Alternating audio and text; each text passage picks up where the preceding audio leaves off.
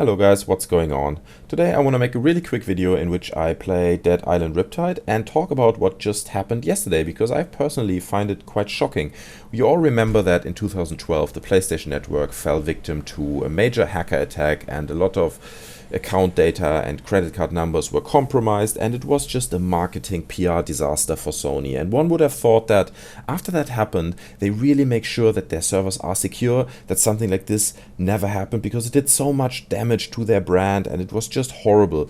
So just yesterday morning the first tweets come in that the PlayStation Network is down again.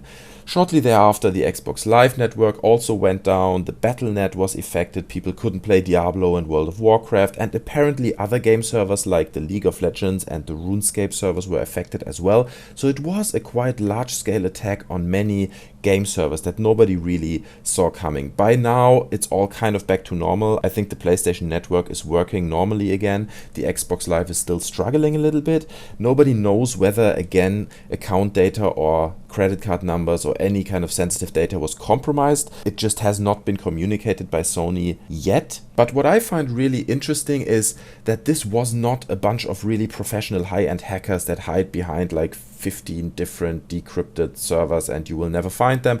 Judging from their comments on Twitter, it was just a bunch of kids that call themselves the Lizard Squad, and apparently they just discovered how a DDoSing software works and they just DDoSed all these networks and they all go down. And it really tells a whole story about their security. But I'm gonna go into that a bit later, because right after they put all these servers down, that apparently was not enough, because they sent out the following tweet in which they kind of warn American Airlines that on the flight of Sony Entertainment CEO John Smeatley, Flight 362 from Dallas to San Francisco, supposedly has explosives on board.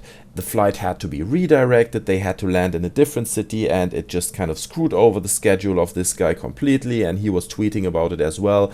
And it's just so interesting to see how a bunch of kids can have such a huge impact on these networks and on the schedule of a guy like this without much effort. I mean, they didn't do much. They obviously are very young and they are not aware of the consequences this will have for them, because I'm pretty sure sooner or later their door's going to be kicked in. And to be honest, just 5 hours ago they kind of sent their last tweet in which they say be right back, and it might actually be the last tweet that comes from their account forever, because maybe that's already the FBI kicking their door in. The FBI is on the case, that has been said, so it doesn't look good for them. But it's just scary how a bunch of kids can actually have such a big impact, and how they are dumb enough to communicate everything they do on Twitter and still kind of get away with it, at least for a day or two.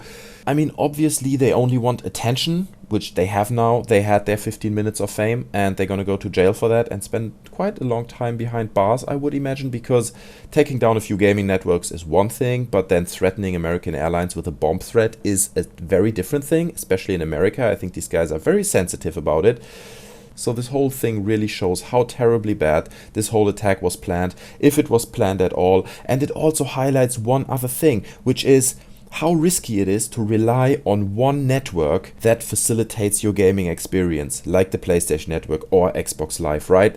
You rely on that network, you actually pay money for that every month, because if a bunch of kids, and we've seen it here, decides to kind of take down that network and DDoS their servers, not only a few games are down and some of your online features, the whole gaming experience comes to a standstill. And if you compare that to other platforms like PC, where you have different options of playing, you know, maybe on Origin or on other platforms which might not be affected by this, on the Xbox or on the PlayStation, you are just completely screwed. So if I personally would be affected by this, I would just really go on the barricades and flag up to Sony and Microsoft once again that they better kind of put a backup system in place if something like this happens again, that they just have to push a button and it switches to an alternative network, so the gaming experience of their customers is not affected.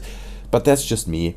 Anyway guys, I just want to get these thoughts off my chest. I hope you enjoyed the video, in which case you can leave me a like, you can subscribe to my channel, that would be much appreciated. I thank you guys very much for watching. Leave me your thoughts in the comment section below. Otherwise, I see you guys next time and I'm out. Bye.